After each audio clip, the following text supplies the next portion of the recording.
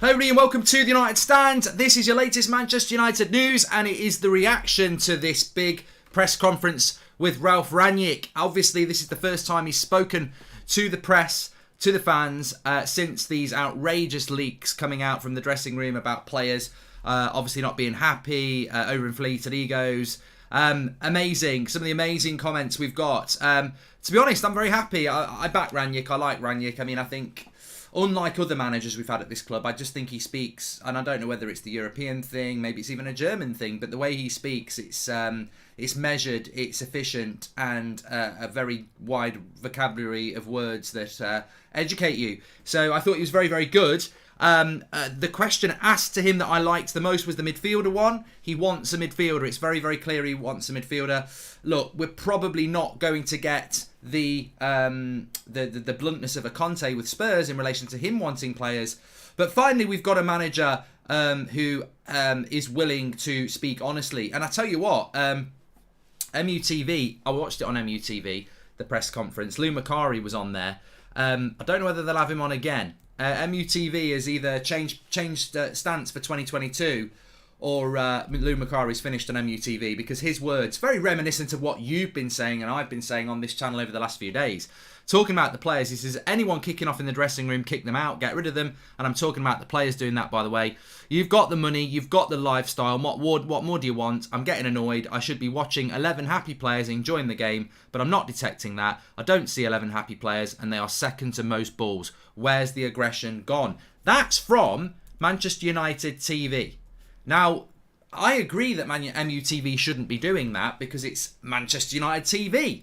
It's brand TV. If I was a player, I'd be shitting it now. I'd be like, oh my God, the actual club channel has just called us out. But I love it. I'm like Jakob. We probably won't see much of that. We probably shouldn't see much of that. But we definitely should see that in relation to this. Lou Macari's played for Manchester United. We've been fans of Manchester United a lot longer than some of these players have been picking up a wage at this club. And let's not forget, they're paid to play for Manchester United. We're not paid to watch Manchester United. They are paid to play for Manchester United. They have overinflated egos. They are not in power. They are in positions of privilege put there through fortune. Now, you know, show that you're worth it. So I liked that. I really did. And I thought that it's about time Manchester United realised that they're Manchester United. They're not player United. And I think it's very important that there is unity. Ralf Rangnick spoke about unity in his press conference, but it's nice to see unity across the fan base, across the media, and now on the official Manchester United TV channel, calling players out. There is nowhere to hide. Monday night, we need to see a response, and we need to see a response every single game, because some of those players, it's a disgrace. And I agree with Lou Macari, because what he also said is in the dressing room, anybody moaning should be booted out, and he means by the players. That's leadership. Harry Maguire, Cristiano Ronaldo, Bruno Fernandes, kick them out. And if you're moaning, get out yourselves. But I think we know Ronaldo isn't doing that. He wants to win. Anyway, look, let's get on with the press conference. The most important thing for me, and I said it on the morning show. I don't need these on. The most important thing for me, and I said it on the morning show. Yes, we got the questions about the morale in the dressing room, and Rangnick spoke about that and the need for unity. But the biggest question I wanted was, your midfield's crap. What are you going to do about your midfield? Now, I don't know whether you've seen things today, but Coutinho's gone to Villa. They're now looking at Digne. Newcastle are looking at Botman. They've already got Trippier. Arsenal are after that Fiorentina striker. I forget his bloody name now. I've had a complete blank. But they're also in for Isaac as well. Teams are doing things in January. And Manchester United desperately need to do things in January. Villa are doing it because they fancy a top to get in the top 8. Newcastle are doing it because they want to stay up. And Arsenal can see top 4. I think what Arsenal are doing is they're looking at it and go, if we spend now, we can get top 4 and then we're in the Champions League and that expenditure's worth it. Manchester United are too busy thinking about bloody dividends and Ed Woodward's leaving party. Now, Ralf Rangnick was asked about the midfield issues, and I love this answer. He's basically asked about buying a midfielder, and he said, it doesn't help if the profile is missing. We need to work with what we have. End of conversation. So basically, Manchester United manager gets asked about the midfield, where the big issue is, and he says, it doesn't help us if the profile is missing, but I've got to work with what I've got. That is a manager saying, you don't need a dictionary. In a footballing dictionary, and I've been watching it for years, and I'm sure you've been watching it for years, when a manager says, it doesn't help if the profile's missing, but I'll have to get on with what I've got, that's basically saying, I want a bloody midfielder. To the world. Fans, media, the board, I want a midfielder. If you don't get me one, I've got to do it with what I've got. But the profile is missing. You can interpret it however you want, but basically he's saying the midfield's not good enough, and if I don't get one, I'll have to do it with what I've got. But I'm telling you now, it's not good enough. That's basically what he's just said. I love it. I absolutely love it. I need this honesty at Manchester United. I think the previous manager would have said, look, we've got a great squad. We've had a great summer. The lads are working hard. No, we don't. We don't need the bullshit anymore. We need the reality. Our midfield loses most midfield battles. He goes on to talk about that in a moment. But we need a midfielder. And Ralf Rangnick has just told you he needs a midfielder. I can deal with that. When they don't buy one, I always know who's at fault. But Ralf Rangnick's sort of gone, I need a midfielder. And what he means by the profile is missing is we haven't got, if I'm Fred, I'm McTominay, I'm Matic, I'm Donny, and I'm listening to that, that basically means you're not good enough, lads. Most of us know that anyway, but you're not good enough. You're not the profile of midfielder he wants. And what he means by profile is he's not actually talking about pace or passing ability. He's talking about ability. He's talking about overall ability. He doesn't have the midfield profile he needs. And what he's also saying is that all this money's been spent on Ronaldo and Varane and Sancho. But as we said in the summer, we didn't get a midfielder, and it was very, very important. The Bagel FC. So whatever anything else Ralf Rangnick ever says at Manchester United, I'm very grateful that we got that extreme honesty that we need. When asked about a midfielder, it doesn't help if the profile is missing, but I'll have to get on with what I've got. And ultimately, we know what he wants. We know what we think we want. We dream the same dream. We want the same thing. Will the board deliver, or are they too busy writing out an £11 million dividend to the Glazers? Is Ralph's downfall at the moment that he keeps on playing the same players even though they've been under par and not giving others a chance, as Salah Ahmed? So look, I wouldn't say I'm encouraged by Ralf Rangnick saying that. I'm very grateful. It doesn't mean we're going to buy a midfielder, but I look at what other clubs are doing in January. I look at our manager pointing out what we need, and I look at the board who are probably sat on their hands just thinking, oh, come on, January the 31st, come along quick. Let's see what happens anyway with the midfielder. Now, obviously, some of the bigger things he spoke about, we'll go straight into this. He was asked about the atmosphere at the club, players being unsettled, and he had quite a few things to say. He also was asked about whether the players are buying into his philosophy, which I thought was really... Actually, let's talk about this first, because it all feeds into the same thing. I thought this was quite damning. I think Ralf Rangnick, and I said this before he came to the club, whether we were losing 4 or 5 games in a row, I still think he'd be a very interesting guy to listen to, because he's very well educated. He's very methodical. He's very efficient, and as I said, he's got a large vocabulary when it comes to football. And I don't think he's a bullshitter either. I don't think he deals in bullshit. I think he's very... I always felt Mourinho was a bit of a pantomime villain. He'd give you the good bits and keep the bad bits, away. And sometimes he'd give you bad bits and keep the good bits away. Ollie, I just thought was a bit out of his depth in these sort of things, lack of experience. Van Gaal, I think, was just, at the end. And Moyes, we never really knew you. But with Rangnick, I feel that he doesn't have a problem and I think Klopp's the same. And I think Tuchel's the same. They seem to be very similar in the sense that They don't really have a problem talking about tactical deficiencies. They don't really have a problem talking about team deficiencies. And maybe this is a big issue with this squad. They've been pampered. This squad's been pampered. They've had an arm round their shoulder. Ollie's one of the lads. And, don't worry, I'll never say anything bad about you in the press. And I think that's unrealistic. I think we've now got a manager who's just going to be very honest. And maybe that's put the noses out of the joint to some of the players. He wants a physical midfielder is what I get from that. And for him to say the players... at least trying and at least listening. Ouch. Well, let me say this, Sean. Let me tell you what Sean's talking about there. If you could choose any midfielder for Man United, regardless if they're up for transfer, who would you choose? Kimmich, Jordan. I think he'd be perfect for Manchester United. Leadership as well. So, talking about leadership, De Gea captain, Aid, you're probably right there. Please subscribe to the channel, bottom right hand corner, and smash a like. So this is the second biggest thing for me from the press conference. And there are 4 or 5 bits. So the first bit was that he wants a midfielder. I've spoken about that. The second bit, he was asked, are the players buying into your philosophy, Ralph? And he said, they are at least trying I'm sure they are at least listening. What does that mean? You know, you're asked if somebody's buying into your philosophy, and you can't give a straight yes answer. You can't give, yeah, they're buying into it, they're enthusiastic. All he can say is they're listening. They're at least listening, and they are at least trying. But are they buying into it? You know, a pretty firm no. Which to me, he didn't come across as angry in the interview, but I think he was very, you know, I think Rangnick knows full well what's going on at that football club. I think Lou Macari knows. I think MUTV knows. I think you know. I think I know. I think everybody knows. This is not paper talk. If this was paper talk, players would be out all over. Look, we've had players, Paul Pogba, Marcus Rashford, Harry Maguire, there are others. When a story comes out about them, I remember Pogba doing it, when a story comes out about them that they don't like, that's not true, boom, shakalak, they're all over it.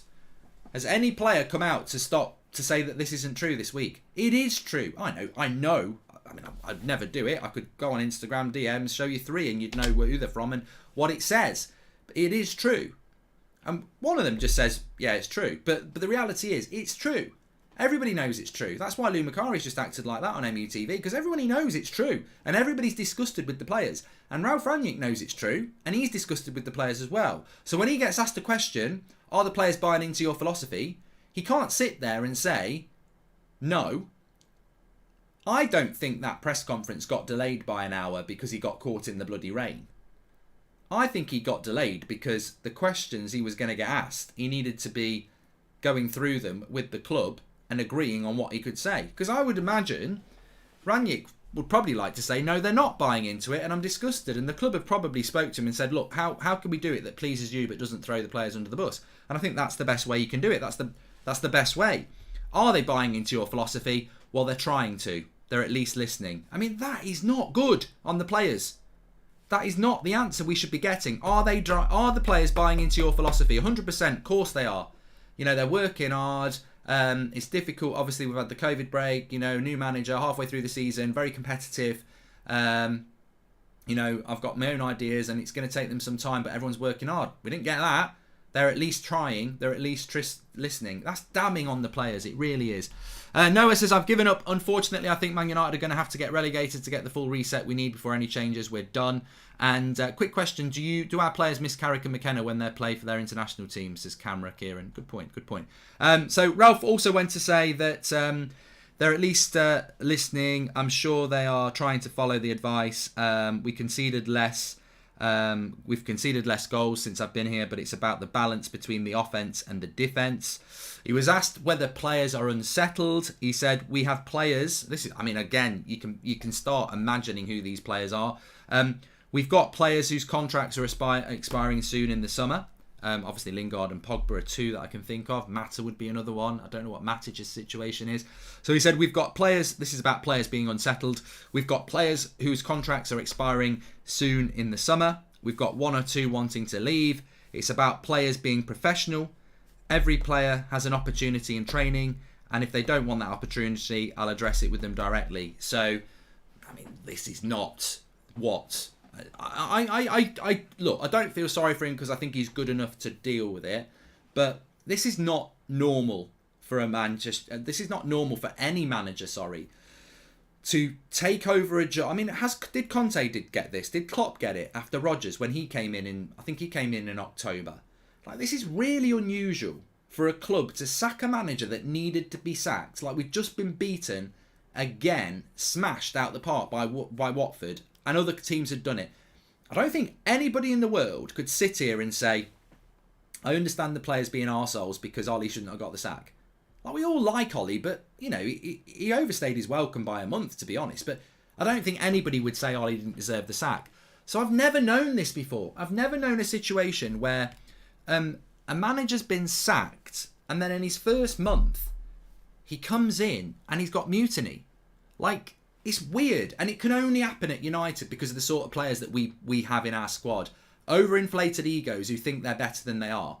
Because when a new manager comes in after a bad manager, there should be a bounce. There should be an enthusiasm. There should be an excitement. Now, we had that as fans. When Rangnick came in, the fan base was very excited. They were on bloody the internet. They were looking at Rangnick if they didn't know anything about him. Really excited. The players clearly never had that bounce of excitement. And I find it amazing that Rangnick's... I mean, and it can't be to do with him. Like, Martial handed a transfer request in. I don't think he'd even trained with Rangnick. Obviously, there's others. Henderson, Van der Beek, Lingard. You know, there's loads of them that are, I want to go, I want to go, I want to go. And it's almost like you need to knock on their head a bit and go, hold on a minute. Why are you all queuing up at the door? It's not this manager's fault. And it's very selfish. It's very selfish. But look, players are selfish. They are. They've got a short career. They need to earn money. They need to do what's best for them. But I do feel for Rangnick. It's very unusual that you would inherit such a shithole of a club in relation to player attitude. Like, normally a manager comes in and people are excited. He's just inherited an absolute shit show. But I think some people think, well, that's on Rangnick. But it's not. Evidence is there. Always go and get stone cold evidence. Don't listen to rumour. Don't listen to third parties. Don't listen to half truths. Go on the evidence. Go with the evidence. What did Harry Maguire say when he was interviewed when Solskjaer was coming towards the end? This is the lowest point of most of these players' playing club career. This was already going on. It's just Rangnick's inherited it. At least the press lady is not hoovering behind him, says Glenn Chaplin. And so he was asked about the players being unsettled and basically said, look, the way I read that, when Rangnick's asked if players are unsettled and he says we've got players whose contracts are expiring this summer, we've got players who want to leave, and it's about them being professional. Everyone's got an opportunity, and if you don't want it, address it with me directly. I think what he's basically saying there is, because he's a clever guy, is I've got players who are out of contract in the summer. That's not ideal. I've got players who want to leave. That's not ideal. They've got to be professional. I'm professional. They've got to be professional. And we know that they're not. And he's also saying, you've all got an opportunity, and I'll explain to you why you're not playing, but speak to me. And I think what he's saying there is, look, I want the players to be professional. I want them to come to me with their problems. But if they're not professional and they're leaking stuff, what am I supposed to do? And I think Rangnick very much was saying that. It's always been the players, not the managers, says Robert McCormack. Thanks, Robert. Hope you're doing well. And what do you think Rangnick should do from here, says Angus? Well, it's very difficult because we're like mushrooms again. Manchester United like to treat fans like mushrooms, keep us in the dark and feed us on shit. We don't know categorically who the players are that are causing the problems, because it's not just players who want to leave and it's not just players who are out of contract. There are players in the first team who are on long track contracts who are not happy. Alexis was right all along, says, hello, I don't know about that. So I think that it's very difficult. I mean, ideally, he needs to get a grasp on what the players are that he wants at the club, that he can build a team with, and he needs to start playing them. Now, it'd be very easy to say sell Donny van der Beek, but what if Donny van der Beek's better for Man United than Fred or Matic? You need to get Donny in that team. You can't afford to mess about. Pogba's going to go in the summer for nothing. Matic will probably go in the summer. So you're going to be left with Fred and McTominay. Do you want to lose Donny as well? Or do you want to actually start using him? So he's got to quickly figure out not only who's the best players for now, but who's the best players for next season as well, and then just cut the rest off. If ultimately, if Lingard's not really a player that you think's good enough, just don't pick him. Let him moan, whatever. Just don't pick him. But he can't go short term. He's got to look long term. It's not Ralph's fault. He's given the fans an insight on these players. I fully believe Ronaldo is behind the manager, and some players don't like it, says Sean Turner. I know Ronaldo is behind the manager. And again, follow the evidence. Look at Ronaldo's career. He gets a lot of things said about him, but when does he actually come out during the season and say, I'm leaving? Or let his agent put something out there? Or undermine a manager? I don't know whether he's ever done it. He very rarely does it. So Ronaldo is a professional who knows that he wants to be at Manchester United for at least 2 years. To stay at United, he needs to be in the Champions League. There's no point in mutiny for him. He needs to win. I feel sorry for Rangnick as well. I think he's been thrown into a shitty situation where petulant players are playing a huge part in the demise of this football club. And I think that I agree with what Sean says. Again, I mean, second time today. I think Ralf Rangnick, if you want to listen, he hasn't. You know, I think Ollie would have brushed it under the carpet. I do. Maybe because he was a bit inexperienced. But I think Rangnick is giving you the answers in a very clever way. The players aren't really buying into my philosophy. I want a midfielder, and it doesn't look like I'm going to get one. And there is players unsettled. There's nothing. Basically, what he's saying is, I can't do anything about players who are out of contract in the summer if they want to play up. I can't do anything about players that were unhappy before I even came here. But I need them to be professional. But I can't make them be professional. He's got massive problems. Is it just me, or when he first started talking, he looked like he was ready to wreck it all, but was being told to be nice? He seemed restrained, says Mario. Very professional guy. It's pathetic. We pay the highest wages and have players not good enough for a top 8 club, barring a few, says Anchor. You know what? I do look at the team now, and I do think, like, how many of these are actually good enough for Manchester United? I used to think maybe 7 or 8. I think now I'm thinking 3 or 4. Anyway, we've spoken about buying a midfielder. He said he was asked about the atmosphere. And he said, I don't know about... This is quite interesting as well. Again, he just doesn't lie. He tells it how it is. And I think for probably 6 years, we've never really had such honesty from a manager. But the reality is, maybe that reflects... Well, it does reflect bad on Manchester United. All the spin, all the bullshit. Actually, what damage does it do if a manager tells the truth? As long as they do it in a professional way. And I think Rangnick's interview today is very understated, and it will probably go down as very underrated, because it's probably one of the best press conferences we've had since Sir Alex Ferguson retired, because it's so professional that if you don't deep dive into it, you might not realise what he's actually saying. But he's basically blown the door off everything and said, yeah, I want a midfielder. Yes, there are players causing problems. Yes, they're not buying into my philosophy because of these problems, but I'm here trying to do a job. So he was asked about the atmosphere, and again, very honest. He says, I don't know about the atmosphere in relation to the club, players, locker room, coaching staff. What I do know is that they were very disappointed after the game. I've got 4 days of training with these players, and it's my job to show a better performance on Monday night. And again, some people might say, well, why doesn't he know what the mood's like with the players or the coaching staff or in the locker room or in the locker room, dressing room or in the club? But he's the manager. You know, why would he?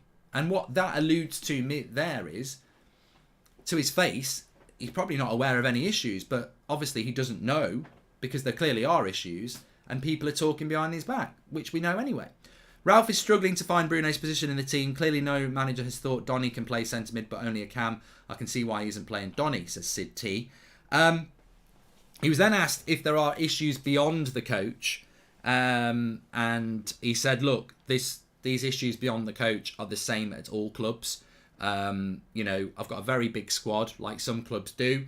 Players who don't get picked are unhappy. And my approach is I tend to be a manager that will speak to players every 2 or 3 weeks and explain to them why they're playing or why they're not playing. So I think with Rangnick there about issues within the squad, he's there talking about, you know, players that are unhappy about lack of game time. And I think that, you know what, I think that, you know, as in anything in life, nothing's really ever 100% one way or the other. And, you know, Rangnick made mistakes against Wolves. The team he picked was wrong. The formation he picked was wrong. And I think where I would have some sympathy with some players, not Dean Henderson. I mean, look, unfortunately, Dean, you can only pick one goalkeeper, and we've got one of the best goalkeepers in Europe this season. And he goes on to talk about not only David De Gea's performance, but his leadership in a minute. So I sympathise with Dean Henderson not getting game time, but, you know, at the end of the day, where would you play?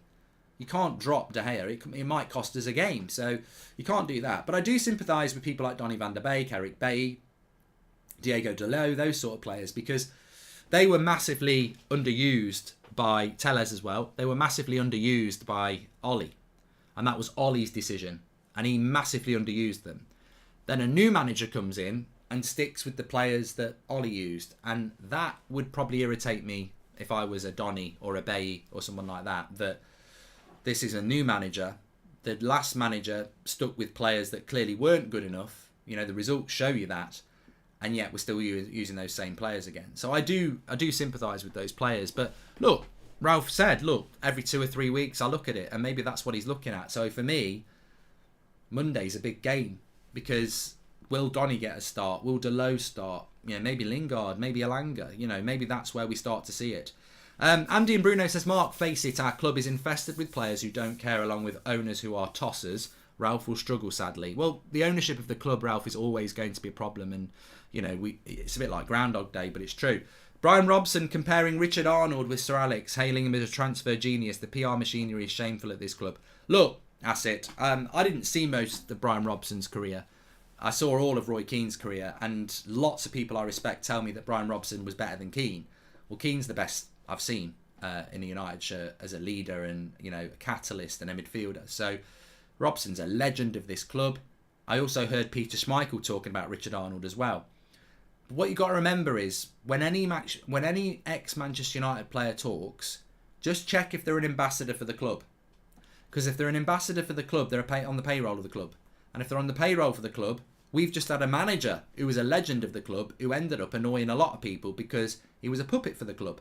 So I wouldn't even take any notice of what Brian Robson says or Peter Schmeichel says about Richard Arnold, because they are ambassadors for the club. So they're going to speak the party line for the club, aren't you? That's exactly why they've got them to talk. We could see that he wanted to say much more, but restrained himself as a professional would do. Hopefully he gives them real bollocking in private, says Dusan. Well, look, everyone lives their life differently. When I lost the game, of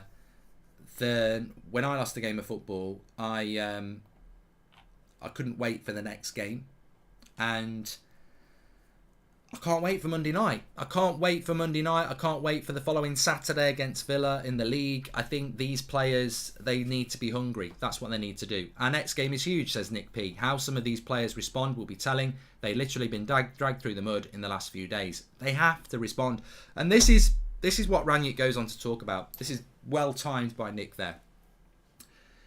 He was asked about the managerial uncertainty at the football club causing an issue. Effectively, I read that question or heard that question as, is it an excuse for professional footballers of Manchester United on hundreds of thousands of pounds a week to be incompetent and crap at their job because there's uncertainty about who the manager's going to be? And when you phrase it like that, the obvious answer is no. It's never an excuse. Like, you know, I don't want to get sentimental here, but after Munich in 58, we played a game, I think it was West Brom, and we didn't have a team.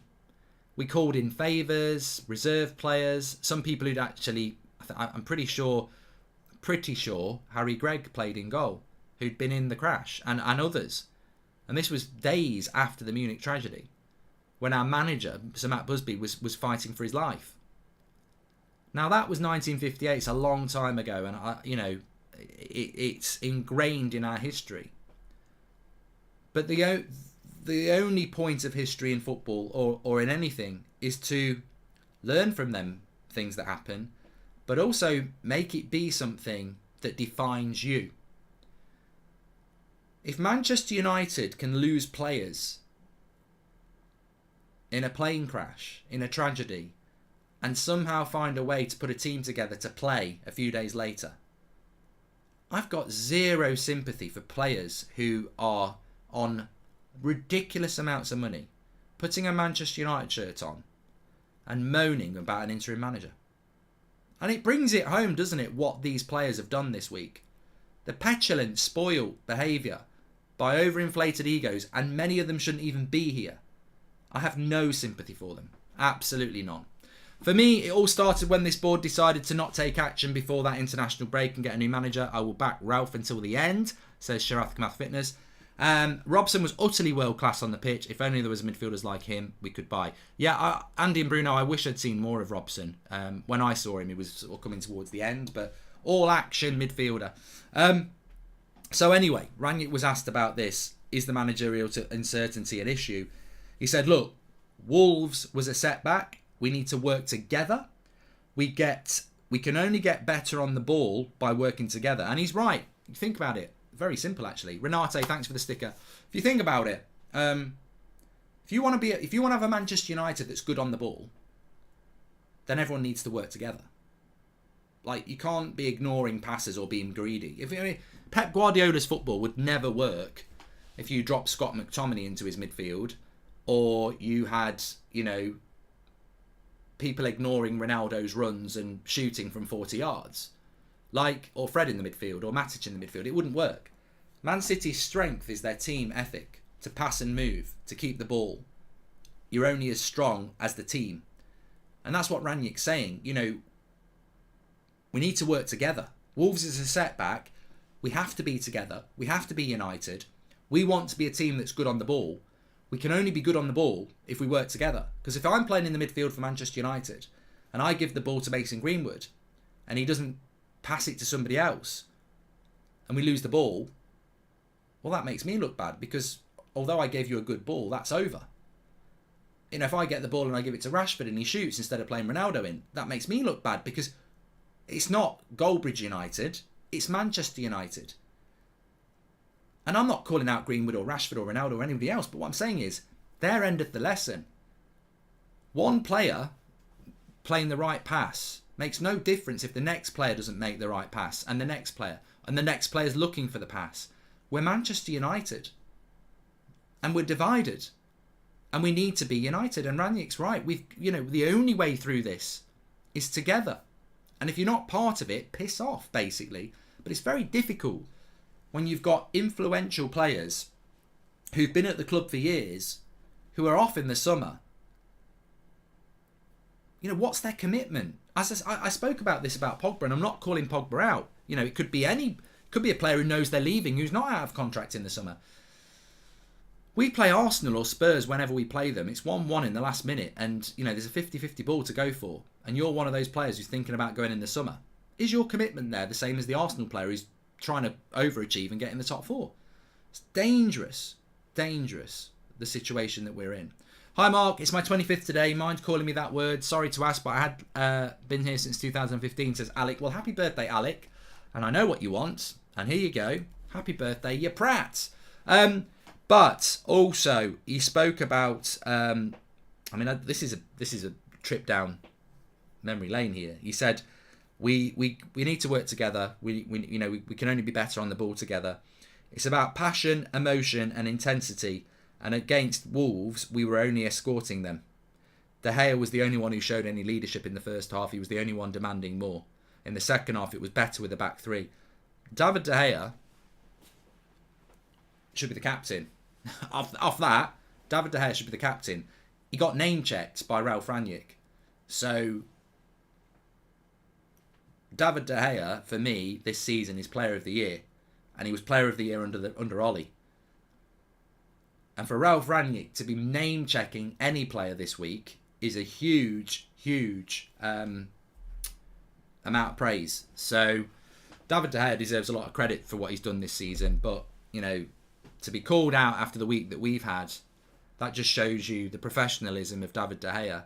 And, it takes me back to the end of last season when we had ex-players, media outlets, fans turning on David De Gea because they wanted the other goalkeeper in.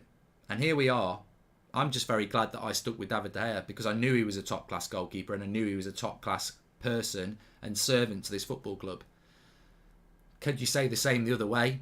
I don't know. But, what an important player David De Gea has been for us, again, in times of difficulty, which he was a few years ago. But that's very damning what Rangnick said there as well. We need to be together. We need passion, emotion, and intensity. And against Wolves, we were only escorting them. Now, you might not understand what that means, but what he's saying is passion, emotion, and intensity was not there against Wolves, who we were basically escorting to our goal because there was way too many turnovers. He said that we've kept clean sheets for these players, but against Wolves there was way too many turnovers. It was too easy, and we need responsible decision making. And as he said, passion, emotion, intensity is so important. And against Wolves we were only escorting them, which means we were basically escorting them to the goal. It's really damning, some of the stuff that he's come out with. He's just very intelligent the way he words it. I think maybe a Mourinho or a Conte would be very obvious in what they're saying. Rangnick does it in a very measured tone, but the words, when you analyse them, are very, very impactful. You know, are these players buying into your philosophy? Well, they're listening. I need a midfielder, but I'll probably have to work with what I've got. Players need to be professional, even though they're unsettled. There was no passion, emotion or intensity in that team on Monday night. We were basically giving up and letting Wolves just take the ball off us. David De Gea was the only one showing any leadership at the back. So it's probably one of the most impactful interviews we've ever had from a Manchester United manager, certainly in the last 8 years. And he's done it in such a very professional way. And it's very damning on the players again.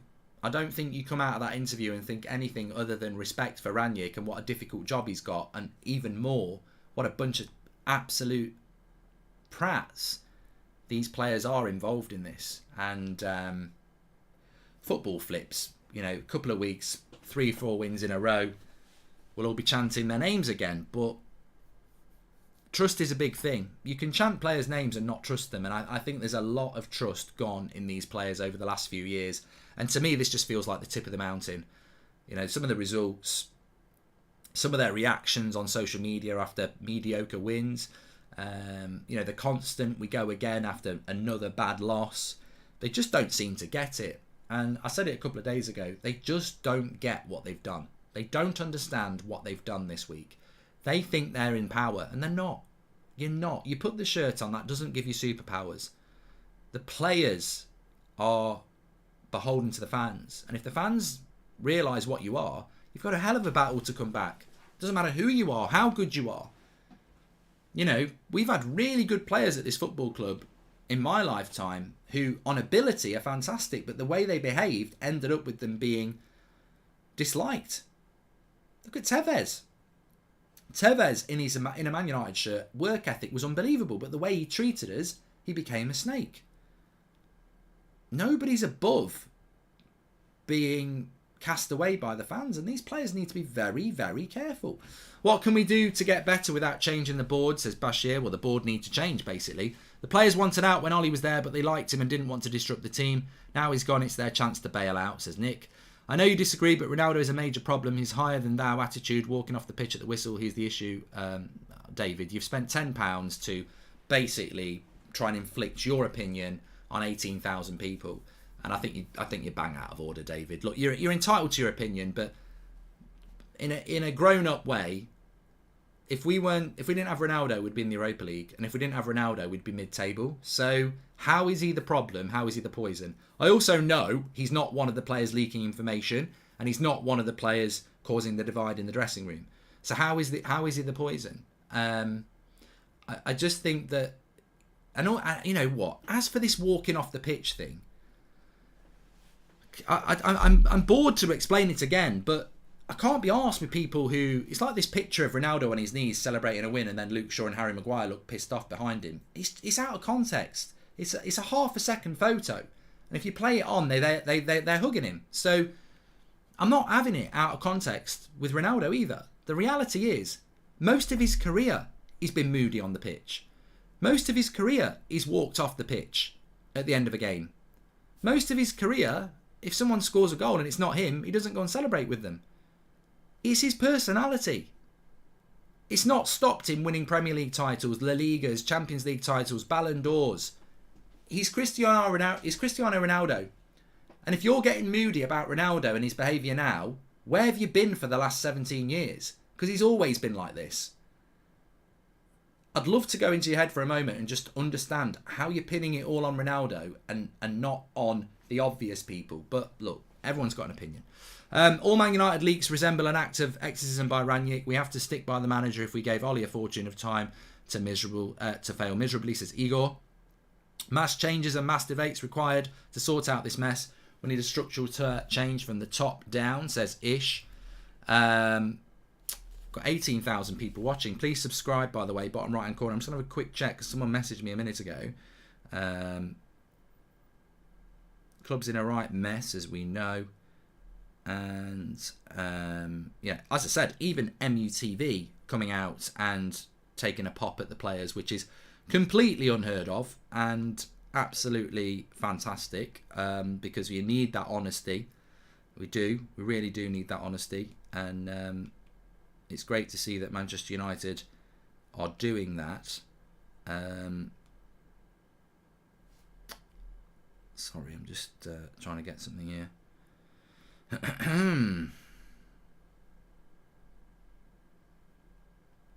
There we go. United fans claiming Ronaldo is the problem is basically a form of self-harm. Some fans loved Ollie, some fans love Maguire and trust the process, says Harris. Well, maybe it's a Brexit thing. I don't know. There is a problem within our fan base with and some ex-players do it. They over-exaggerate the talent of the British players and look for any little opportunity to go in on the foreign players. We've seen it with Bruno, De Gea, Pogba, Martial, now Ronaldo. When Real sold Makelele, Zidane said, no matter how much gold you paint on your Bentley, it won't make work if it's missing the engine. That's Man United, says Anamish. And if we're seriously paying Pogba or anyone else for that matter 500k a week to stay, then the board have learned nothing. The board are the problem, Brad. The board are the problem. I'm bored of telling you the board are the problem. We all know the board are the problem. We all know this insular jobs for the boys, recruit from inside, is the problem. We all know this obsession with anybody that's had anything to do with United on their Wikipedia page can come and have a job. Professionalism starts at the top, and unfortunately our owners are bad. They're bad owners, and it runs all the way down the club. United fans are getting brainwashed by pundits, says G, and we created this monster in 2018 when we supported players over Jose. I was a culprit myself. We gave spoilt brats undeserved power, says T. You know what? When I'm wrong, I'll say I'm wrong. And I think it's one of the most admirable traits in any human being is that when you're wrong, you accept you're wrong. And I would agree with that. I've sort of spoken about it a bit on Twitter this week. I wanted Mourinho out at the end. And he did deserve to be sacked, but the circumstances of his sacking were not right. It was players turning on him, and you should never have that. You should never have that situation. Player power should not be forcing a manager out. I've seen Chelsea do it years ago, where they down tools for a manager, and I'm not a Chelsea fan, and I don't like it. But the worst thing about United is you can get players who down tools, and the next manager comes in and they go back to work. The bad thing with Man United is that it's not about downing tools, it's the power the players have. Like they're almost in board meetings. They can go behind a manager's back and get listened to. That is never right. That is never right. And as Paul Ince said when he was on the show the other day, you would never ever be able to do that when he was at the club. Eric Cantona, Paul Ince, Roy Keane, Mark Hughes, Steve Bruce, they would never be able to go behind Sir Alex Ferguson's back and get the ear of Martin Edwards, who was the chairman at the time. You just wouldn't be able to do it. And if you did, Sir Alex would know about it and you'd be out. Why can't we get back to that? I don't want to go back to that DNA, but why can't we go... probably the same at Liverpool, I presume. Probably the same at Man City. A player cannot go behind Klopp's back and speak to the board about Klopp without him knowing about it and booting the player out. There has to be a hierarchy. As I said this morning, if you think about a game of chess, the players should be the pawns. The manager, the board, they're the back row with the power. That's the way it should be, because then when you're looking to, like what Rangnick said today, I want a midfielder. You know he wants a midfielder, but he's not the king. The king is the Glazers, unfortunately. So that's how it should be. A manager should be able to say, I need a midfielder, and then if they don't get one, we know it's on the board. But Man United's all over the place, backstabbing. People can jump over people. It's like a game of drafts, not chess. What Rangnick has said is both professional and resonates with the fans. He's 100% correct, and I think what he has said illustrates how players should be transfer limited regardless of who. Says Ryan. Mark, a year ago I asked if the board were picking the team and getting involved. You said no. What's your thoughts now, and is that Fletcher's role? Says Acid. No, I still think Rangnick's picking the team. I just think he's being undermined. David says, I think people are blinded by Ronaldo's past. Legend, no doubt, but him coming to the club wasn't the resolution, and Rangnick's comments are beginning to show the board are at complete fault. Well, the board are at complete fault, David. What I would say about Ronaldo, David, in my opinion, is that he's been very good when we've given him the service. And what we're seeing with Ronaldo is what we saw with Cavani and Martial last year. It wasn't called a graveyard shift last season for a laugh. It's called a graveyard shift because that's what playing up front for United is. And many a time we had this chat last year. Well, if you get Haaland or you get Kane or you get Ronaldo, they're not going to magic goals out their arse. They still need the ball in and around the box to score. And I think what some fans don't realise is, yes, we've got one of the greatest players that's ever played the game, but if you don't get him the ball in the box, he can't score. It's not Harry Potter. So blaming a striker in a team that's got no midfield and doesn't move the ball quickly or create chances for its forwards is redundant. Mark, going around the chain of command is not DNA. It's called running a functional organisation. And that's Brad Lewis. If Man United had a proper chairman by now, you'd see many players fined already for leaking and making the club a soap opera, says the code. And so obvious now that the players rushed to the board to stop the Conte rumours to United, says Adam. You know what, Adam? The players probably did have, some players probably did have a say on who the manager should be. That's never right either. Anyway, look, I've overrun. It's FIFA career mode semi-final day. So I've dropped the link in the video for Twitch. I'm just going to have a quick toilet break. It's a massive stream. If you've got a spare hour or so, give it a try. If you're part of the TUSFC Ultras, get yourself onto Twitch. I'm going to be live in 2 minutes. If you want to give it a try, get yourself over there. We'll continue the chat there. It's semi-final day. United Stand FC in a semi-final. Their first semi-final in their first season in the Premier League. You probably think I'm talking Dutch or something like that. But if you know, you know. It's going to be big and I'm going to be live in 2 minutes. We've also got an 8 o'clock show for you tonight. I'll speak to you all in a bit. Thanks for watching.